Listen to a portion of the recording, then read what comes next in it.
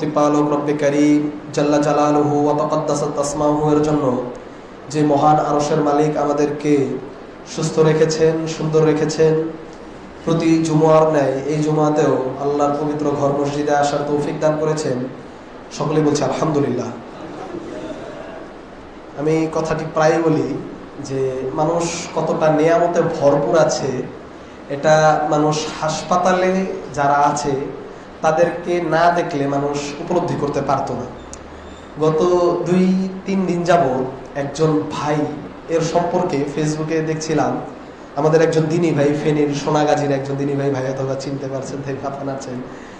ভাইটি হঠাৎই একটি খবরে জানা যাচ্ছে যে তার 2টি কিডনি নষ্ট হয়ে গেছে।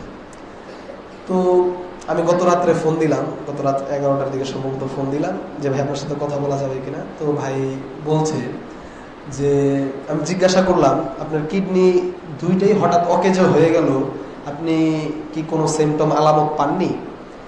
তো ওই লোকটি বলছে যে ভাই আমার শুধু 1 বছর যাবত প্রেশার হাই থাকতো, এর মাধ্যমে এই গত 1 সপ্তাহ যাবত তার মানে কোনো সিমটমই নাই, শুধু প্রেশার হাই থাকতো। লোকটার 2টা কিডনি হঠাৎ মানে অচল হয়ে গেল। এই আজকে 3-4 দিন যাবত তিনি একদিন পর পর ডায়ালাসিস করতে হচ্ছে, তার কিডনির দুটোটা অকেজ হয়ে গেছে। তো আমি বললাম আজকে যদি আমি সময় পাই আপনার সাথে সাক্ষাৎ করতে আসবো, আর যদি সময় না পাই আমি আগামীকাল ইনশাল্লাহ আপনার সাথে সাক্ষাৎ করতে আসবো ইনশাল্লাহ। তো আমি আপনাকে এই কথাটা কি কারণে বলছি, আমি আরো কয়েকদিন আগে আরেকটি জিনিস এই কিডনির বিষয়ে আমি আরো কয়েকদিন আগে আরেকটি বাচ্চাকে ছোট একটি এরকম বাচ্চাকে আমি দেখছি যে তিনি এক হাতে একটা বিস্কিট আরেক হাতে একটা ইউরিনের ব্যাগ নিয়ে হাসপাতালের ডায়ালিসিস রুমের বাইরে দাঁড়িয়ে আছে, অপেক্ষা করছে। বাচ্চার আগে একজন মুরব্বীর ডায়ালিসিস হবে, রক্ত পিউরিফাইং হবে, তারপর এই বাচ্চার ডায়ালিসিস হবে। এই বাচ্চাটা কি বুঝে? সে দাঁড়িয়ে আছে, তার ডায়ালিসিস হবে। আপনি কতটা ভালো আছেন, আপনি কতটা সুস্থ আছেন, কতটা সুন্দর আছেন, কতটা নেয়ামতে আছেন, এটা বোঝানোর জন্য আমি বলছি আপনি এখনো কতটা ভালো আছেন, তবুও কি বলবেন না আলহামদুলিল্লাহ। সম্মানিত উপস্থিতি, দরুদ এবং সালাম বর্ষিত হোক সর্বকালের সর্বশ্রেষ্ঠ মহামানব, সর্বকালের সর্বশ্রেষ্ঠ নবী মুহাম্মদুর রাসূলুল্লাহ সাল্লাল্লাহু আলাইহি ওয়াসাল্লামের উপর, যে নবী আমাদেরকে সবকিছুই দিয়ে গেছেন। ইসলাম পূর্ণাঙ্গ জীবন বিধান। যেমন ভাবে মসজিদে কি করতে হবে তা বলা হয়েছে, তেমনি ভাবে পরিবারে কি করতে হবে তাও বলা হয়েছে, যেমন ভাবে সমাজে কি করতে হবে এটাও বলে দেওয়া হয়েছে, তেমনি ভাবে রাষ্ট্র কিভাবে চলবে এইটাও নবী মুহাম্মদুর রাসূলুল্লাহ সাল্লাল্লাহু আলাইহি ওয়াসাল্লাম আমাদেরকে দিয়ে গেছেন। অনেক জায়গায় যদি বলি ইসলাম তো রাষ্ট্র সম্পর্কে কথা বলেছে, ওনারা ভয় পায়। ইসলামে আল্লাহ রাসূল রাজনীতিবিদ ছিলেন, তিনি রাষ্ট্র পরিচালনা করেছেন, এটা যদি কাউকে বলি ভয় পায়। কি ভাই, কার ইসলাম তুমি প্রচার করতে এসেছো? সেকুলার ইসলাম প্রচার করতে এসেছো? ইসলাম পূর্ণাঙ্গ জীবন বিধান। আল্লাহ রাব্বুল আলামিন আমাদেরকে বুঝার তৌফিক দান করুন, আমিন। সম্মানিত উপস্থিতি, আল্লাহ শুকরিয়া যে অত্র মসজিদে প্রথমবারের মতো এসেছি। শেখ আবু তাহের মাদানী আমার অনেক পুরাতন মানুষ, মানলাম ইয়াশ করি নাস লাম ইয়াশ করিল্লাহ। মানুষের শুকরিয়া আদায় না করলে আল্লাহর শুকরিয়া আদায় করা হয় না। যোগ্য একজন ব্যক্তি, আশরাফ ভাইয়ের সাথে আগে থেকেই পরিচয় আলহামদুলিল্লাহ। আল্লাহ রাব্বুল আলামিন আপনাদেরকে কবুল করুন, আমিন। এবং এই মসজিদ, এই মাদ্রাসাকে কিয়ামতের সুবে সাদেক পর্যন্ত দায়েম ও কায়েম রাখার তৌফিক দান করুন, আমিন। সম্মানিত উপস্থিতি, একটি গুরুত্বপূর্ণ বিষয়, যদিও এই বিষয়ে আমি প্রায় অনেকগুলো খুতবা দিয়েছি, আজকেও তো বিষয়টা অবতারণা করতে চাচ্ছি।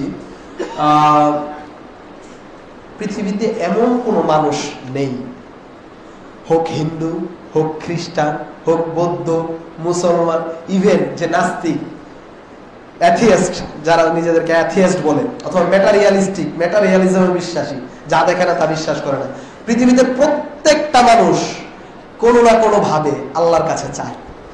হিন্দু তার ভগবানের কাছে চায়, খ্রিস্টান গডের কাছে চায়, ইহুদিরা আল্লাহতে বিশ্বাসী, পাশাপাশি অন্যান্য ইলাকে গ্রহণ করেছে। সবাই চায়, এবং নাস্তিকও চায় যে তার মনের বাসনা শাহবাগে তার একটি বাড়ি হোক, এমন চায়। ঠিক আছে, সবাই চায়, আপনিও চান, আমিও চাই, সবাই চায়। কিন্তু চাওয়াটা কিভাবে হলে আরশের মালিক কবুল করবে সেটা আপনাকে আমাকে জানতে হবে। মসজিদে নববীর সম্মানিত মুদাররিস শেখ আব্দুর রাজ্জাক বিন আব্দুল মুহসিন আল বদর ভাই সরাসরি ছাত্র, দার্সে বসেছে। মসজিদে নববীতে গেলে দেখবেন একজন ইয়াং স্কলার আছে, তিনি মসজিদে নববীর বারান্দায় দার্স দেয়। তিনি একটি বই লিখেছে, বইটির নাম আদ-দুআউল্লাযী লা ইউরাদ্দু, এমন দোয়া যে দোয়া কোনোদিন ব্যর্থ হয় না বান্দার। সুবহানাল্লাহ। তো সেই বইটা আমি পড়ার পর চিন্তা করলাম এটা অনুবাদ হওয়া উচিত, তো একটু টুটা ফাটা অনুবাদ করেছি। ডক্টর মুসলিউদ্দিন স্যার বইটি আবার একটু দেখে দিয়েছে। আলহামদুলিল্লাহ, দোয়া পৃথিবীর ইতিহাসে কিছু কবুলযোগ্য দোয়া আছে, আমি আপনাদেরকে বলছি। আমাদের পিতা আদম আলাইহিস সালাম দোয়া করেছে, জান্নাত থেকে বের করে দেওয়া হয়েছে, একটা ভুল করেছে, রব্বানা যালামনা আনফুসানা ওয়া ইল্লাম তাগফির লানা ওয়া তারহামনা লানাকুনান্না মিনাল খাসিরিন। আপনি যদি কোরআনের ভাষাগুলো, আপনি যদি তাদের দোয়ার ভাষাগুলো, আবেদনগুলো একটু যদি খেয়াল করেন, আপনি কল্পনা করবেন যে আসলেই আমি কোনোদিন কি এইভাবে দোয়া আল্লাহর কাছে করেছিলাম। রব্বানা, হে আমাদের রব, যালামনা আনফুসানা, নিজের নফসের উপর জুলুম করেছি, ওয়া ইল্লাম তাগফির লানা, যদি না আপনি ক্ষমা করেন, ওয়া তারহামনা, যদি না আপনি দয়া করেন, লানাকুনান্না মিনাল খাসিরিন, তাহলে আমি ক্ষতিগ্রস্তদের অন্তর্ভুক্ত হয়ে যাব। কখনো নিজের পাপের জন্য আল্লাহর কাছে এইভাবে স্বীকৃতি দিয়েছেন? একটু নিজেকে প্রশ্ন করুন। পৃথিবীর ইতিহাসে কবুলযোগ্য দোয়াগুলো, নূহ আলাইহিস সালাতু ওয়াস সালাম তার কওমকে বছরের পর বছর দাওয়াত দিয়েছে, 950 বছর দাওয়াত দিয়েছে।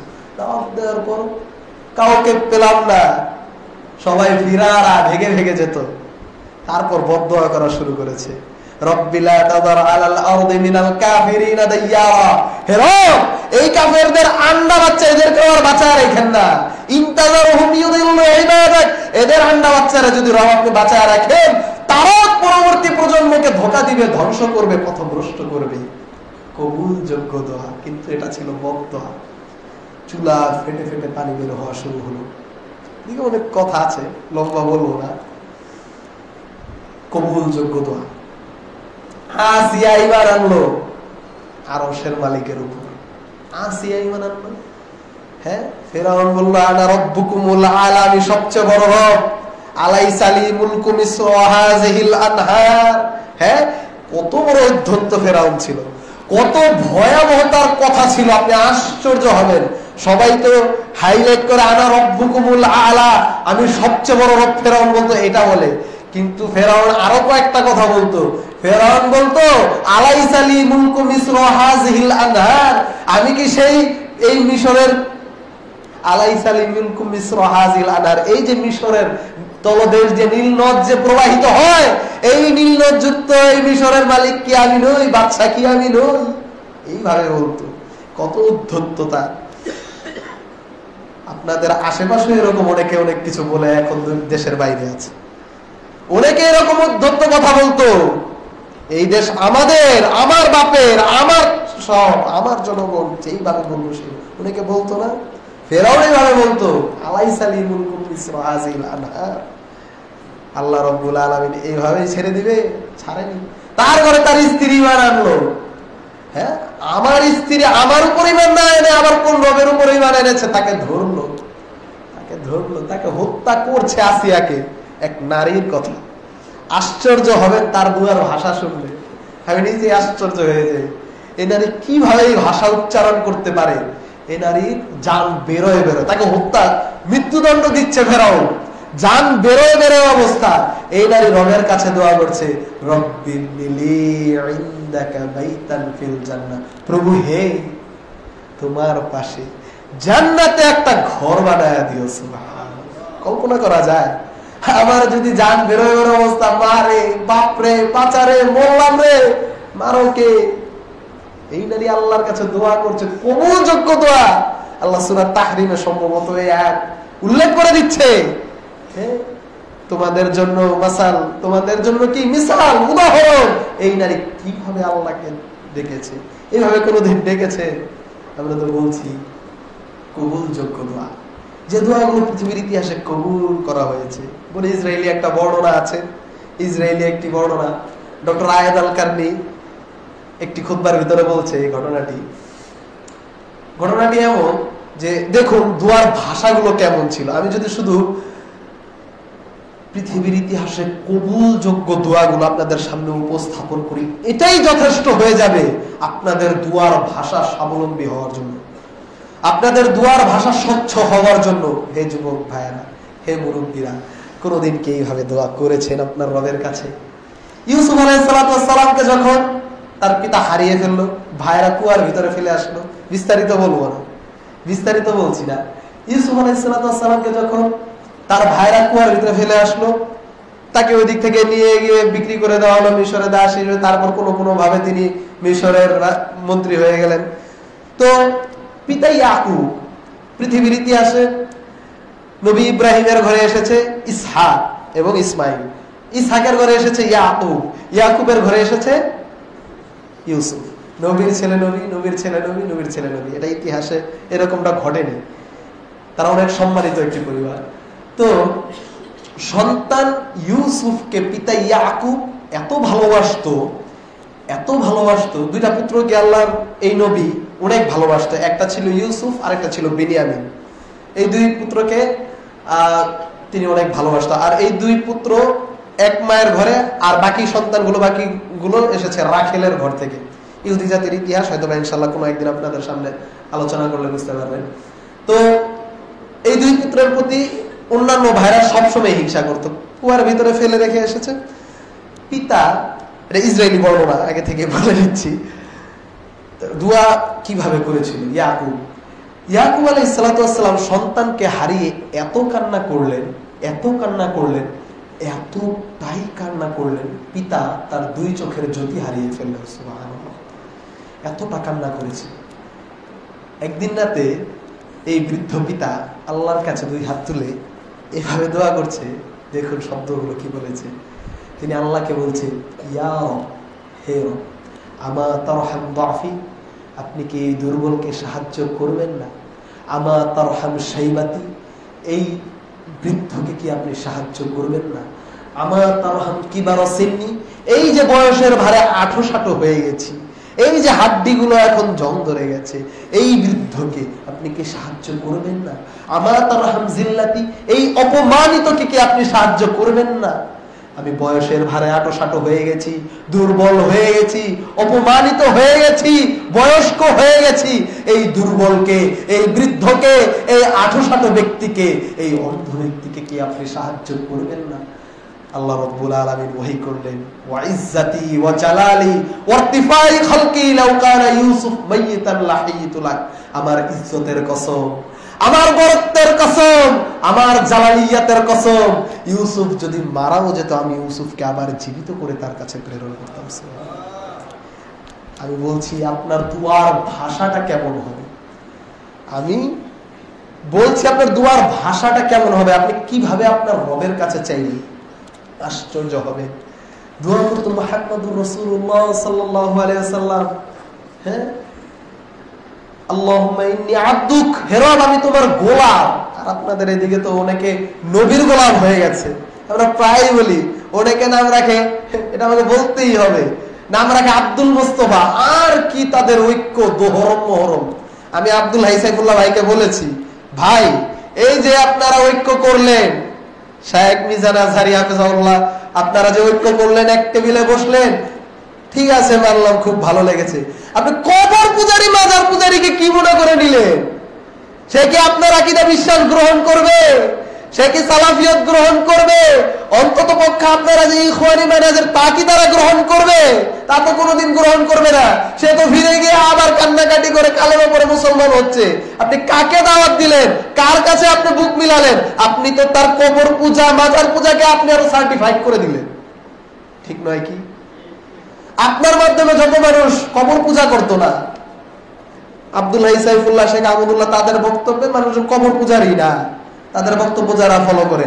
এখন আপনারা যাদেরকে বুক মিলালেন, আদর করলেন, সোহাগ করলেন, একজন সাধারণ মানুষ বলবে আব্দুল হাই সাইফুল্লাহ তো দেখা যায় মুস্তফা আজহারির সাথে বুক মিলাইছে, তাহলে তো তারটাও শোনা যাবে। ভুল বললাম ভাই? ভুল বললাম? আপনি কবর পূজারী, মাজার পূজারীদেরকে সার্টিফিকেট দিয়ে দিলেন। আপনি যাদের সাথে বুক মিলাচ্ছেন আপনি সতর্ক হন। আপনারা ফ্যান ফলোয়ার রক্ষা করতে আপনারা ভুল পথে হাঁটছেন। আপনারা ভুল পথে হাঁটছেন, স্পষ্টতই বলছি। যাদেরকে দাওয়াত দিয়েছেন তাদের নাম কি জানেন? আমি এটা কয়েক জায়গায় বলেছি। তার নাম হলো আব্দুল মুস্তফা। তার নাম হলো আব্দুল মুস্তাফা, মানে মুস্তাফার গোলাম। মুস্তাফাকে মুহাম্মদুর রাসূলুল্লাহ সাল্লাল্লাহু আলাইহি ওয়াসাল্লাম আল্লাহ রাসূল বলতো। যুগে যুগে প্রত্যেক নবী রাসূল দুনিয়াতে এসেছে মানুষকে আল্লাহর গোলাম বানাতে, আর এই সমস্ত ব্যক্তিরা নবীর পূজা শুরু করে দিয়েছে, নবীর গোলাম হয়েছে। নাউযুবিল্লাহ। সম্মানিত উপস্থিতি, আল্লাহ রাসূল সাল্লাল্লাহু আলাইহি ওয়াসাল্লাম বলতেন, ইন্নী আব্দুল্লাহ, তোমরা বলো আমি আব্দুল্লাহ, আল্লাহর গোলাম। শুধু তাই বলতো না, এটাও বলতো আমি আমার পিতা মাতা আল্লাহর গোলাম দাস, আমার চুলের ঝুটি আল্লাহ আপনার হাতের মুঠোয়। সুবহানাল্লাহ। সম্মানিত উপস্থিতি, কিভাবে আল্লাহর কাছে চাইবেন, কিভাবে আল্লাহর কাছে চাইবেন? সম্মানিত উপস্থিতি, আপনি আল্লাহর কাছে চাইবেন, অবশ্যই চাইবেন। যে ব্যক্তি আল্লাহর কাছে না চায় আল্লাহ রাব্বুল আলামিন সে ব্যক্তির উপর রাগান্বিত হয়। তো আপনাকে জানতে হবে চাওয়ার ভাষা। আপনি যদি রং নাম্বারে ফোন দেন, আমি রবিউল্লাহকে পাবেন, আর আপনি আমার সাথে একদিন দেখা হইলো, ভাই আপনারে ফোন দেই, আপনি ধরেন না, কে কে ধরতে থাকে, ভাই আপনি তো আমার নাম্বারে ফোনই দেন নাই, ওই আপনি আমাকে ফোন দিয়েছেন। তাহলে সঠিক নাম্বারে ডায়াল করতে হবে, এবং ডায়াল করার সঠিক নাম্বার আপনার জানা থাকতে হবে। সম্মানিত উপস্থিতি, আল্লাহর কাছে আপনি চাইবেন। আমরা আরেকটু বলে আপনাদের বক্তব্য আগে বাড়াচ্ছি। আল্লাহ রাসূল সাল্লাল্লাহু আলাইহি ওয়াসাল্লাম হাদিসে কুদসিতে বলেন, আল্লাহ রাব্বুল আলামিন বলেন, ইয়া ইবাদি, হে আমার গোলামেরা। আল্লাহ অনেক ভালোবাসে বান্দাকে। আরশের মালিক তার বান্দাকে, তার দাসকে, তার আব্দকে অনেক ভালোবাসে। বান্দা এটা বুঝে না, বান্দা উপলব্ধিও করে না। এই যে দেখুন, আপনি কতজনকে মসজিদে পাবেন একটা কনসার্টের অনুষ্ঠানে, হ্যাঁ, ঢাকার ইন্ডিপেন্ডেন্ট ইউনিভার্সিটিটা কোথায়, এই কিছুদিন আগেও গালা নাইট না কি নাইট হয়, সারা রাত ছেলে মেয়ে কপতি একসাথে সিগারেট, বিড়ি, গাঁজা, বোতল, ফেন্সিডিল খেতেই থাকে। আপনি তাদেরকে দিনের কথা বলুন, খুব সামান্য, যত সামান্য আল্লাহর প্রিয় যুবক সেখানে পাবেন। সম্মানিত হয়েছে, আরশের মালিক আপনাকে অনেক ভালোবাসে। হাদিসে কুদসিতে বলছে, ইয়া ইবাদি, হে আমার গোলামেরা, লাউ আন্না আউওয়ালাকুম ওয়া আখিরাকুম ওয়া ইনসাকুম ওয়া জিন্নাকুম কানু আলা রাজুলিন কলবিন ওয়াহিদিন মিনকুম। না, এটা বলবো না। আল্লাহ রাব্বুল আলামিন বলছেন, ইয়া ইবাদি, হে আমার গোলামেরা, লাউ আন্না আউওয়ালাকুম ওয়া আখিরাকুম ওয়া ইনসাকুম ওয়া জিন্নাকুম ক্বামু ফি সাঈদিন ওয়াহিদিন ফাসআলুনি ফাআতাইতু কুল্লা ইনসানিন মাসআলা। আল্লাহ বলছেন, হে আমার গোলামেরা, হে আমার দাসেরা, তোমাদের আদি থেকে অন্ত পর্যন্ত, শুরু থেকে শেষ পর্যন্ত যত মানুষ আর জিন, পৃথিবীতে যত মানুষ আগে ছিল, বর্তমানে আছে, কিয়ামতের আগ পর্যন্ত যত মানুষ আসবে, যত জিন আগে ছিল, বর্তমানে আছে, শেষ পর্যন্ত আসবে, যত মানুষ আর জিন সবাই এসেছে, সবাই যদি একসাথে, এক বাক্যে, এক মাঠে আমি আল্লাহ রাব্বুল আলামিনের কাছে চাই, কেউ যদি বলে, হে রব আমি অসুস্থ, তুমি আমাকে সুস্থ করে দাও। কেউ বলছে, হে রব আমার কিডনি নষ্ট, আপনি আমার কিডনিটা ঠিক করে দিন। কেউ বললো, হে রব আপনি আমাকে 5 কাঠা জায়গার মালিক করে দিন। কেউ বললো, হে রব আপনি আমার, হ্যাঁ, এই সমস্যা, আপনি আমাকে মন্ত্রী এমপি বানায় দিন। কেউ বললো, হে রব আপনি আমাকে বিল গেটস এর মতো বড় লোক বানায় দিন। কেউ বললো, হে রব আপনি আমাকে এক পুণ্যবতী স্ত্রী দিন। কেউ বললো, হে রব আপনি আমার পিতা মাতার সুস্বাস্থ্য দান করুন। কেউ বললো, হে রব আমার সন্তানাদি হয় না, আমাকে আপনি সন্তানাদি দান করুন। 20-30 বছর হয়ে গেছে, এখনো সন্তান হয় না, রব আপনি আমাকে সন্তানাদি দান করুন।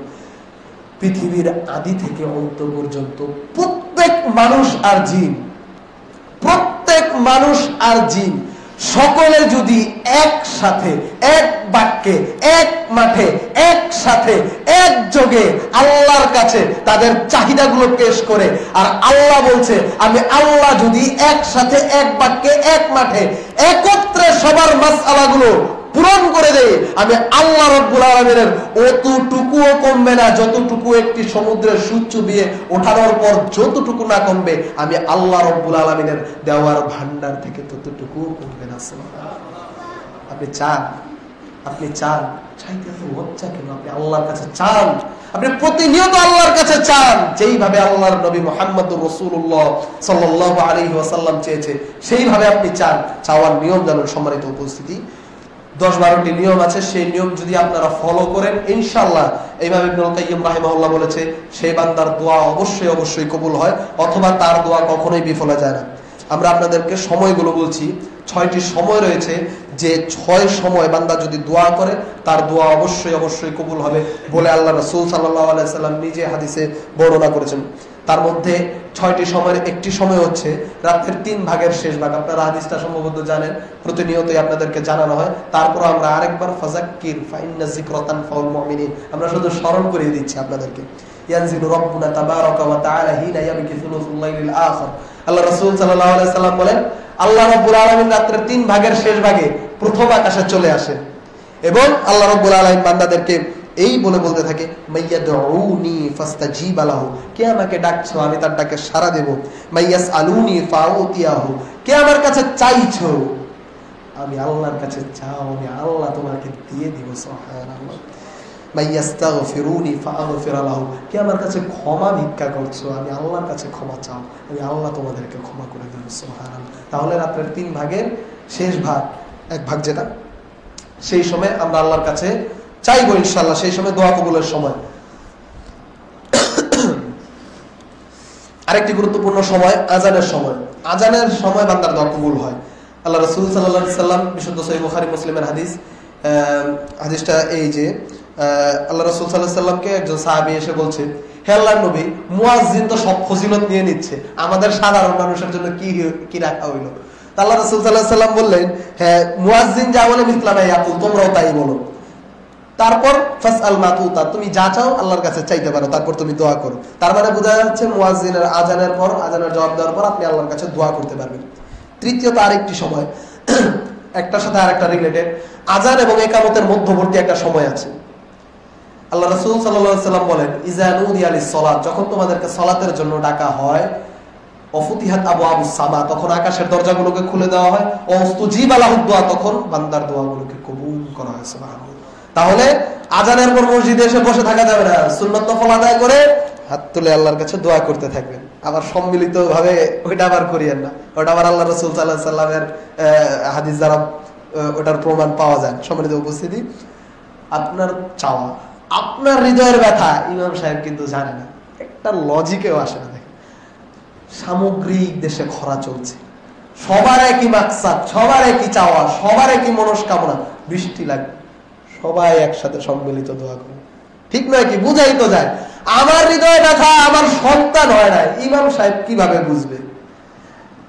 আমার ব্যথা আমি আল্লাহর কাছে কান্না করব, আমার হৃদয়টা আল্লাহর কাছে পেশ করব, রব আমার সন্তান হয় না, আমার চাওয়াটা কি ইমাম চায় দিতে পারবে?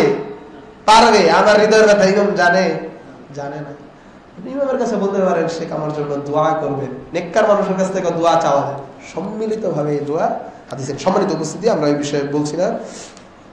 ফরজ সালাতের অব্যবহিত সময় পরে আল্লাহ রাসূল সাল্লাল্লাহু আলাইহি ওয়াসাল্লাম, দেখবেন ইমাম সালাতের শেষ সময় সালাম ফিরানোর পূর্বে একটু ফাঁকা সময় থাকে। এটাকে 2 ভাবে ভাগ করা হয়েছে।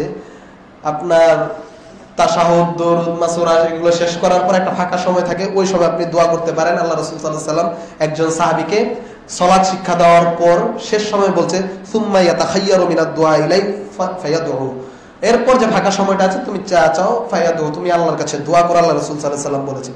সময়টা বুঝতে পারছেন তো? সালাম ফিরানোর আগে একটু ফাঁকা সময় থাকে, এই সময় দোয়া করবেন, অথবা সালাম ফিরানোর পরেও আপনি দোয়া করতে পারবেন। সম্মানিত উপস্থিত, তারপর আরেকটি সময়, পঞ্চমত আরেকটি সময় দোয়া কবুল হয়, যে সময়টা এখন আমরা অতিবাহিত করছি। বান্দা যখন জুমার দিন জুমার সালাতে উপস্থিত থাকে, এই সময় খতিব যখন মিম্বারে ওঠে, সেই সময় দোয়া কবুল হতে থাকে। আমরা আর বিস্তারিত বলছি না। তারপর আসরের পর, এই জুমার দিনে 6 নম্বর আরেকটি সময়, আসরের পর মাগরিবের একেবারে একটু আগে শেষ সময়, ওই সময় বান্দার দোয়াগুলো কবুল হয়। আল্লাহ রাব্বুল আলামিন এই সময়গুলোতে আমাদের দোয়া করার তৌফিক দান করুক, আমিন। আমরা খুতবার শেষে আরেকবার আপনাদেরকে বলে দেব, যেন আপনারা মনে রাখতে পারেন। সম্মানিত উপস্থিতি, বান্দা কিভাবে দোয়া করবে? সময় সংক্ষিপ্ত, আমরা দৌড়াচ্ছি, একটি বই একেবারে পুরো আপনাদেরকে সংক্ষেপে বলে দিচ্ছি।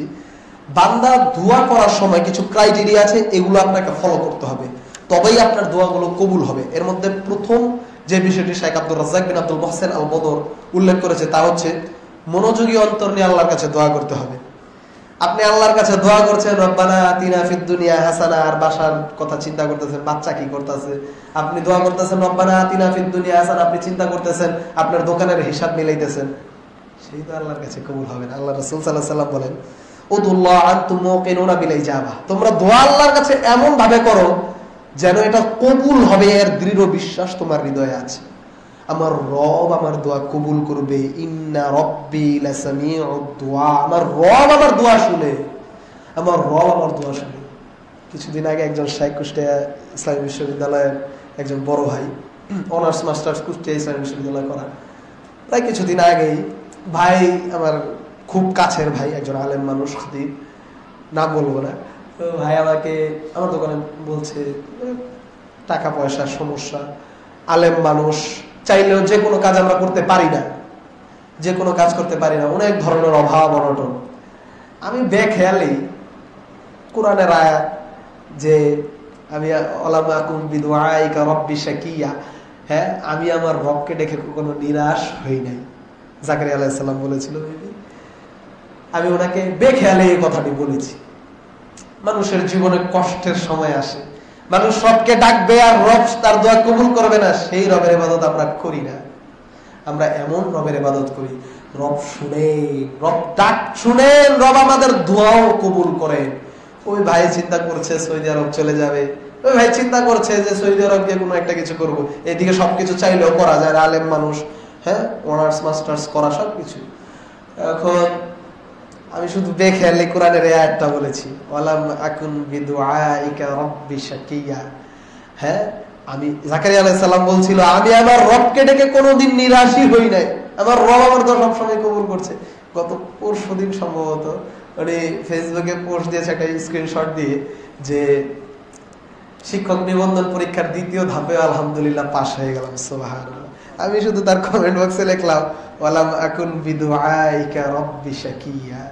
অনেক মানুষ মাশাআল্লাহ বলছে, আলহামদুলিল্লাহ বলছে, কিন্তু আমি শুধু বললাম, আমি আমার রবকে ডেকে কোনোদিন নিরাশ হই নাই। ডাকার মতো ডাকুন, হৃদয়ের আকুতি দিয়ে ডাকুন, আল্লাহকে ভালোবেসে ডাকুন, নম্র হয়ে ডাকুন। আল্লাহ যেই সময়গুলোকে কবুল করেন, যে সময়গুলোতে কবুল করেন, সেই সময়তে ডাকুন। হ্যাঁ আল্লাহ রাসূল বলছে, উদুল্লাহ, তোমরা আল্লাহকে ডাকো, আনতুম মুকিনুনা বিল ইজাবা, তোমার দোয়া কবুল হবে। এই বিষয়টি হৃদয়ে শক্তভাবে দৃঢ়ভাবে নিয়ে তোমরা আল্লাহকে ডাকো। হ্যাঁ একদিন ওমর ইবনে আব্দুল আজিজ দেখলেন এক যুবক আল্লাহকে ডাকছে, এমন সময় একটা পাথর দিয়ে খোঁচাখুচি করছে। তো ওমর ইবনে আব্দুল আজিজ বলছে, আলা আলকাইতুল হাসা, এই যদি হাত থেকে এই পাথর না ফালাও, যদি তোমার মনে ওই পাথরে থাকে, আজকের যুগে জওয়াল মোবাইল থাকতে পারে, মোবাইল কোথায় আছেন, মোবাইলের কথা মনে আসছে, বাসা বাড়ির কথা মনে আসছে, আর যদি দোয়া করেন, সে তো আল্লাহ রাব্বুল আলামিন কোশ্চিন কালেও কবুল করবে না। আপনাকে আল্লাহকে ডাকতে হবে। দ্বিতীয় যে বিষয়, যেইভাবে আল্লাহকে ডাকলে আল্লাহ কবুল করে, অন্তরে ভয় থাকতে হবে, রবের সামনে নিজেকে ছোট করতে হবে।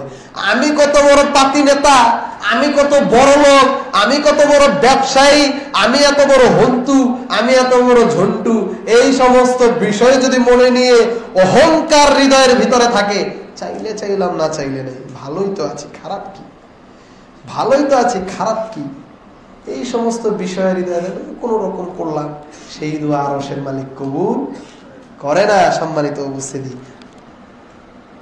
দোয়ার সময় আপনাকে নম্র থাকতে হবে, দূর হবে না। আল্লাহ রাব্বুল আলামিন পবিত্র কোরআনেই বলে দিচ্ছেন, উদু রাব্বাকুম তাদাররুআন খুফিয়াতান, তোমরা আল্লাহকে ডাকো, তাদাররুআন খুফিয়াতান, বিনয়ীভাবে ভদ্রভাবে, খুফিয়াতান গোপনে, তোমরা তোমাদের প্রতিপালককে ডাকো বিনয়ের সাথে, চুপিসারে। জিকির করতে করতে করতে করতে গাছের আগায়, বাঁশের আগায় যে উঠে যাও, এর দলিল কোথায়? আরশের মালিক তো বলছে চুপিসারে নম্রভাবে আল্লাহকে ডাকো। পবিত্র কোরআনের আয়াত সূরা আরাফ 55 নম্বর আয়াত, উদউ রাব্বাকুম তাদাররুআন ওয়া খুফিয়াতান ইন্নাহু লা ইউহিব্বুল মুআতাদিন। আল্লাহ রাব্বুল আলামিন এই সীমা লঙ্ঘনকারীদেরকে ভালোবাসে না। সাহাবীরা পাহাড়ে উঠছে, সুবহানাল্লাহ আলহামদুলিল্লাহ, সুবহানাল্লাহ আলহামদুলিল্লাহ। আল্লাহ রাসূল সাল্লাল্লাহু আলাইহি ওয়াসাল্লাম বলছেন, হ্যাঁ হে লোক সকল সাবধান, তোমরা এমন রবকে ডাকছো না, তোমরা এমন ইলাহকে ডাকছো না যে রব কানে শুনে না, দেখে না, এমন রবকে তোমরা ডাকছো না। তোমরা ইন্নাকুম তাদউনা সামিআন করিবা, তোমরা এমন রবকে ডাকো যে রব শুনেন, নিকটে, ওয়া হুয়া মাআকুম, তিনি তোমাদের সাথেই আছেন। সুবহানাল্লাহ, সুবহানাল্লাহ। তিনি আমাদের সাথেই আছেন মানে কি? আল্লাহ আমাদের সাথে সাথে থাকে? সাথে সাথে থাকে? তিনি আমাদের সাথে সাথে ওইভাবে না। আকীদার বিষয় ইনশাআল্লাহ শেখদের কাছ থেকে এই বিষয়গুলো আরো পরিষ্কার হয়ে নেবে। সম্মানিত উপস্থিতি, দোয়া কবুল হওয়ার জন্য, সময় সংক্ষিপ্ত, আমরা আপনাদের সামনে শুধু হেডলাইনগুলো উল্লেখ করছি। দোয়া কবুলের সময় আপনি কিবলামুখী হতে হবে। দোয়া কবুলের সময় কিবলামুখী হওয়াটা আদব। আদব। সম্মানিত উপস্থিতি, দোয়া কবুলের পূর্বে আপনার পবিত্র হয়ে নিতে হবে, এটা হলো আদব। এই ক্রাইটেরিয়াগুলো যদি আপনি ফলো করেন, আশা করা যায় আপনার দোয়া কবুল হওয়ার সমূহ সম্ভাবনা বৃদ্ধি পাবে। কেন? এটা সুন্নাহ দ্বারা প্রমাণিত। আল্লাহ রাসূল সাল্লাল্লাহু আলাইহি সাল্লামকে একজন সাহাবী মুহাজির ইবনে কুনফুস এসে সালাম দিল। আল্লাহ রাসূল সাল্লাল্লাহু আলাইহি সাল্লাম তার হাজত কার্য পরিচালনা করে শেষ করে তিনি আনাস রাদিয়াল্লাহু তাআলা সম্ভবত পানি নিয়ে দাঁড়িয়ে আছে, তো আল্লাহ রাসূল তার সালামের জবাব দিলেন না। আল্লাহ রাসূল সাল্লাল্লাহু আলাইহি সাল্লাম ওযু সারলেন, সেরে এসে মুহাজির ইবনে কুনফুসের সালামের জবাব দিলেন, ওয়া আলাইকুমুস সালাম। আর শুনো, তোমার সালামের জবাব আমাকে অন্য কিছু দিতে বাধা দেয় না। আমি আল্লাহকে স্মরণ করব, এটা পবিত্র অবস্থায়, এটা আমার হৃদয়ের খায়েশ, আমি চিন্তা করেছি। তাহলে আল্লাহকে যখন আপনি স্মরণ করবেন, তখন আপনি পবিত্র থাকার সর্বাত্মক চেষ্টা করবেন ইনশাআল্লাহ। সম্মানিত উপস্থিতি, দোয়ার সময় কিবলামুখী হলে, পবিত্র হলে দুই হাত উত্তোলন করবেন। বদর যুদ্ধের দিন আল্লাহ রাসূল সাল্লাল্লাহু আলাইহি ওয়াসাল্লাম কঠিন বিপদের সময় আল্লাহর কাছে দুই হাত তুলে ফেলেছে। আল্লাহর কাছে হাত তুলে দোয়া করছে 313 জন মাত্র সাহাবী, তারা 1000। আজকে যদি হেরে যায়, আপনার স্মরণ করার মতো মানুষও হয়তো বা থাকবে না। আমন করে সে হাত ধরে ফেলেছে। কিতাবুল মাগাজি সহিহ বুখারী, আল্লাহ রাসূল সাল্লাল্লাহু আলাইহি ওয়াসাল্লাম বলছে, ওই যে দেখো ঘোড়ার উপর হাত দিয়ে যায়, এটা আখিজুন আলা রাসি ফিরাশিহি, ঘোড়ার উপর হাত দিয়ে যায়, এটা সাধারণ কোনো মানুষ নয়, এটা জিবরিল। সুবহানাল্লাহ, আল্লাহ জিবরিল প্রেরণ করে দিয়েছে। দোয়া কবুলের গল্প, কিভাবে দোয়া কবুল হয়। দোয়ার সময় দুই হাত উত্তোলন করুন। আনাস রাদিয়াল্লাহু তাআলা আনহু বলছে, আল্লাহ রাসূল সাল্লাল্লাহু আলাইহি ওয়াসাল্লাম এইভাবে দুই হাত তুলতো, আন্নাহু রাফা ইয়াদাইহি হাত্তা রাআইতু বায়াদু ইবতাই, আমি আল্লাহ রাসূল সাল্লাল্লাহু আলাইহি ওয়াসাল্লামকে হাত তুলতে তুলতে এত উপরে তুলতে দেখেছি, তার বগলের শুভ্রতাও আমি দেখে ফেলেছি। সুবহানাল্লাহ। তাহলে এইভাবে করে এটাও ঠিক আছে, আমরা যত চাহিদা বেশি তত উপরে তুলবো ইনশাআল্লাহ। আল্লাহ রাব্বুল আলামিন কবুল করুন, আমিন। সম্মানিত উপস্থিতি, দোয়া কবুলের, দোয়া আল্লাহর কাছে করার পূর্বে আপনি আল্লাহ রাব্বুল আলামিনের প্রশংসা, মাহাত্ম্য এবং রাসূল সাল্লাল্লাহু আলাইহি সাল্লামের উপর দরুদ পাঠ করতে হবে। বিস্তারিত হাদিস আমরা বলছি না, যে আল্লাহ রাসূল সাল্লাল্লাহু আলাইহি সাল্লামের সামনে এক ব্যক্তি এসে দোয়া করে চলে যাচ্ছে। আল্লাহ রাসূল সাল্লাল্লাহু আলাইহি সাল্লাম বললেন, লোকটি আজিলা, তাড়াতাড়ি তাড়াহুড়া করলো। তাহলে কিভাবে কি করতে হবে? তাকে বলা হলো যে তোমরা যখন আল্লাহর কাছে কিছু চাইবে, তখন প্রথমে আল্লাহর প্রশংসা করবে, আল্লাহ রাসূলের উপর দরুদ পাঠ করবে, তারপর তোমরা আল্লাহর কাছে চাইবে। সম্মানিত উপস্থিতি, তারপর দোয়া করার পূর্বে আপনি চেষ্টা করবেন তওবা এবং ইস্তেগফার করা। তওবা এবং ইস্তেগফার করার মাধ্যমে আপনার দোয়াগুলো কবুল হবে। কেননা তওবা এবং ইস্তেগফার এই কারণে করতে হবে, অনেক মানুষ পাপাচারে লিপ্ত, সেই পাপাচার থেকে তাকে তওবা করতে হবে। কেননা যে ব্যক্তি হারামে হাবুডুবু খাচ্ছে, হারামের ভিতরে ডুবে আছে, তার দোয়াটা কবুল হয় না। দূর দূরান্ত সফর করে একজন ব্যক্তি আসলো, বিখ্যাত হাদিস, হাদিসে আরো বাইরে পাবেন, এক ব্যক্তি দূর দূরান্ত থেকে সফর করে এসে আল্লাহর হাত ইয়ামুদ্দু ইয়াদাই, আল্লাহর কাছে হাত তুলে দোয়া করছে, ইয়া রব, ইয়া রব, হে রব আপনি আমাকে এটা দিন, হে রব আপনি আমাকে ওটা দিন, এইভাবে এইভাবে আল্লাহর কাছে দোয়া করছে। আল্লাহ রাসূল সাল্লাল্লাহু আলাইহি সাল্লাম বলছে, মালবাসুহু হারাম, তার কাপড়টা আছে হারাম, মাতআমুহু হারাম, খাদ্যটা হলো হারাম, মাশরাবুহু হারাম, পানিটা যে খায় পানিটা হারাম, গুজিয়া বিল হারামি, তার জীবনটা হারামের উপর পরিচালিত, তার দোয়াটা কিভাবে কবুল হতে পারে? তাহলে দোয়ার পূর্বে অবশ্যই আপনাকে তওবা ইস্তেগফার করতে হবে। র্যাপিডলি যে পাপগুলো হচ্ছে সেই পাপগুলো থেকে আল্লাহর কাছে তওবা করতে হবে। দোয়া যখন করবেন, পুনঃ কাকুতি মিনতি করে র্যাপিডলি আল্লাহর কাছে চাইতে হবে, বারবার চাইতে হবে। এই 2 দিন চাইলেন, 3 দিন চাইলেন, 5 দিনের দিন খবর নাই, আল্লাহকে আর ডাকতে পারি না, আল্লাহর প্রতি সুধারণা নাই, আল্লাহর প্রতি সুধারণা নাই। বান্দার দোয়া কয়েক ভাবে কবুল হয়। সম্মানিত উপস্থিতি, বান্দার দোয়া কয়েক ভাবে কবুল হয়। বান্দা দোয়া করলো, সরাসরি আল্লাহ তাকে দিয়ে দিল। সুবহানাল্লাহ।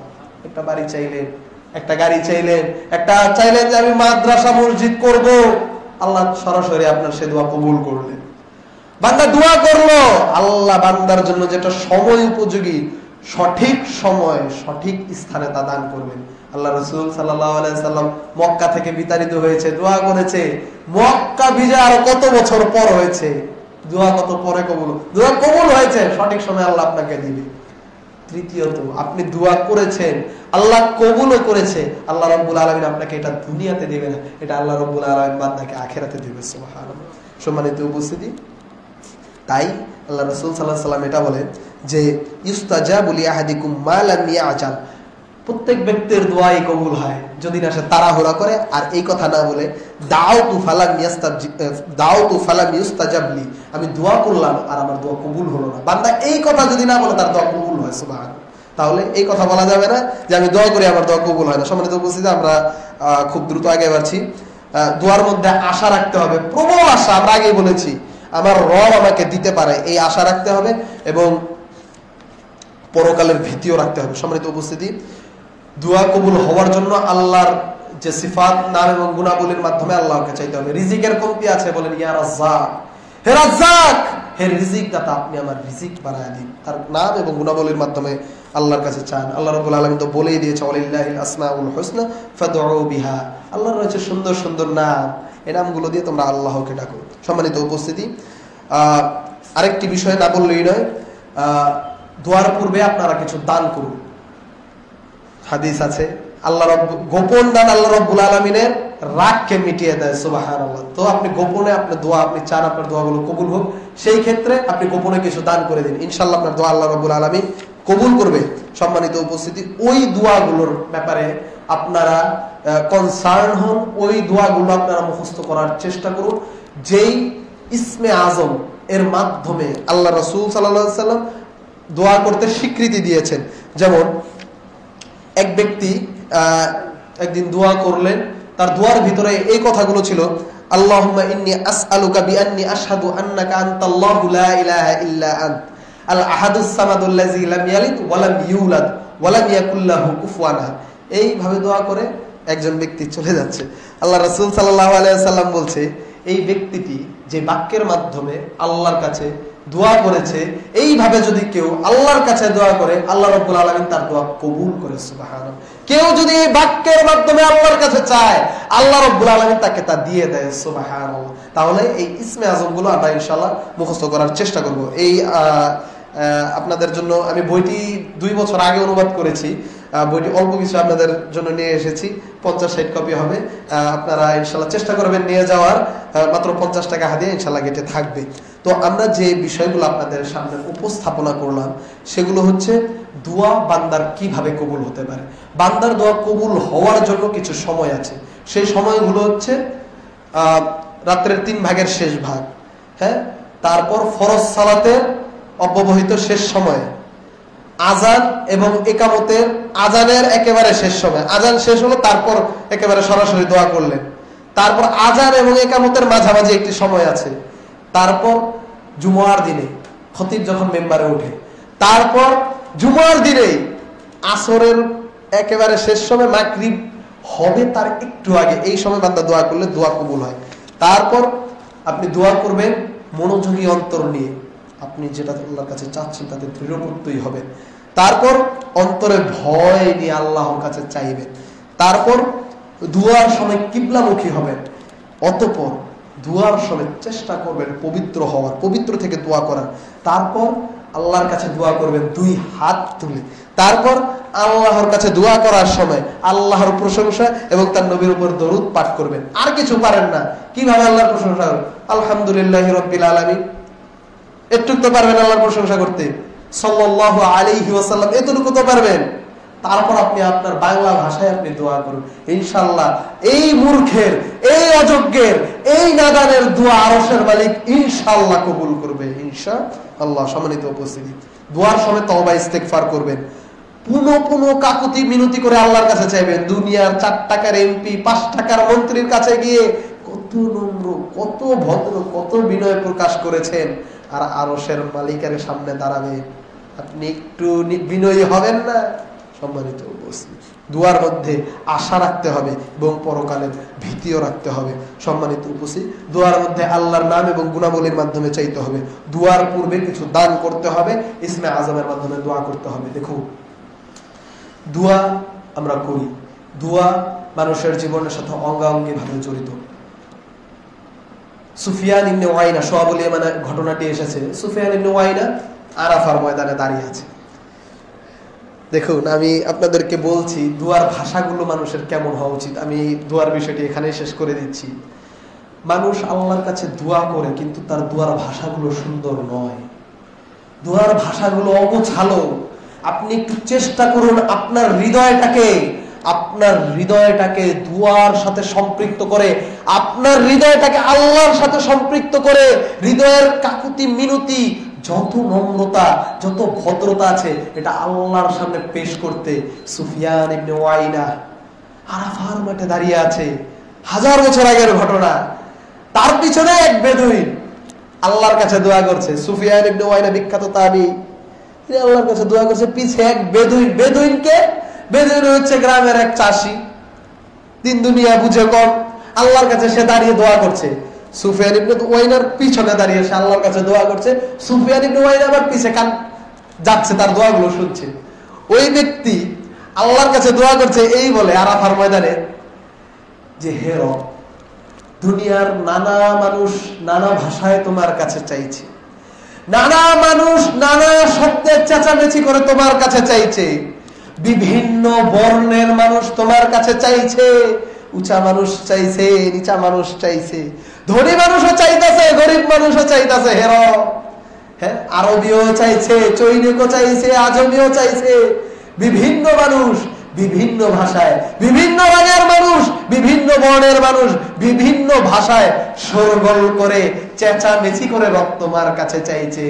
আমি রব তোমার কাছে এত কিছু চাই না, হাজাতি, আমি শুধু তোমার কাছে এতটুকুই চাই, যেই দিন আমার অস্থিমজ্জা গুলো পচে যাবে, যেই দিন আমার হাড় গোড় গুলো পচে যাবে, যেই দিন আমাকে স্মরণ করার মতো কেউ থাকবে না, রব সেই দিন তুমি আমারে ভুলে যাও না।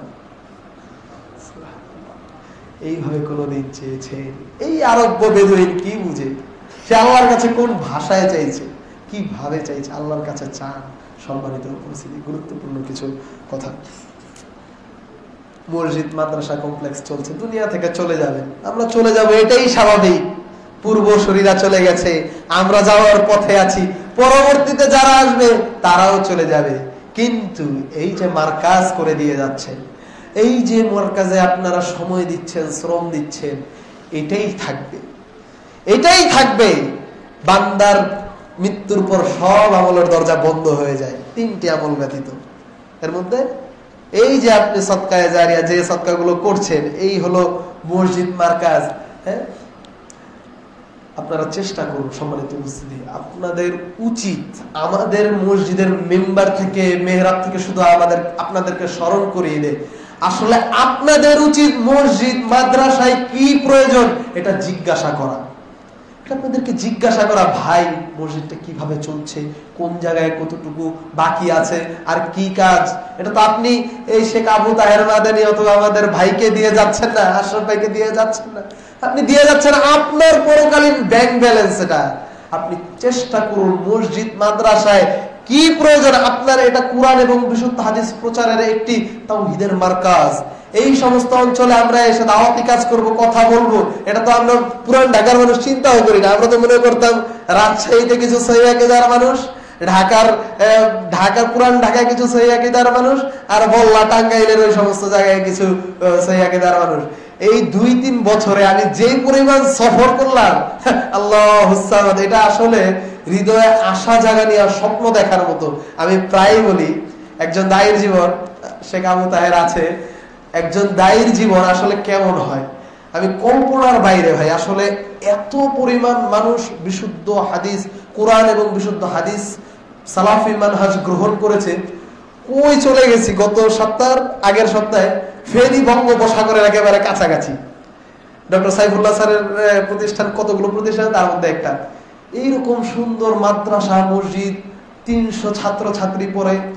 একজন 70-75 বছরের বৃদ্ধ মুরব্বী এসে আমার সাথে কথা বলছে। আমি তো তাদেরকে বলছি, দেখুন আসলে এত দূর জীবনে আসতে হবে আমরা কল্পনাও করি নাই, জীবনের প্রথম দিকে এটা ভাবিও নাই। হ্যাঁ, এই ছোট্ট জীবনে এই সফরগুলো করছি। একজন দায়ীর জীবনটা আসলে এমনই সম্ভবত হয়। একজন পাকিস্তানের সাহিত্যিক বলেছিল, কবি, একজন দায়ীর জীবন এমন হয়, কভি আরশ পর কভি ফরশ পর, কভি উনকা দর কভি দরবদর, গবে আশিকি তেরা শুক্রিয়া मैं कहां कहां से गुजर गया, कहीं रास्तों में तन्हा कहीं हूं बुरूद सहारा, मैं जुनू का हमसफर हूं मेरा कोई घर नहीं। যারা আল্লাহর পথে কাজ করে, যারা দাওয়াত দেয়, যারা আল্লাহর পথে থাকে, কভি আরশ পর, কখনো বিছানার উপরে খুব ভালোভাবে আছি, কভি ফারশ পর, কখনো বিছানায়।